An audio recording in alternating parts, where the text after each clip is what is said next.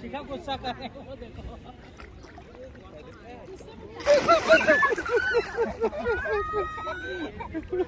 बेटे ने पिच को टच किया। बेटे ने पिच को टच किया।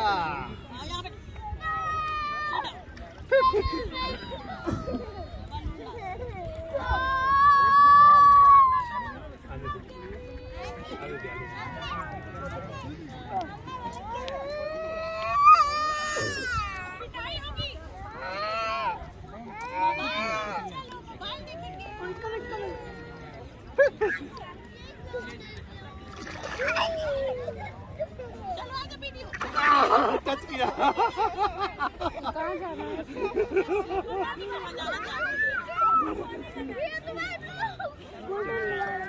चल चल चल अभी टच कराता हूँ। ऐसे ही रहना।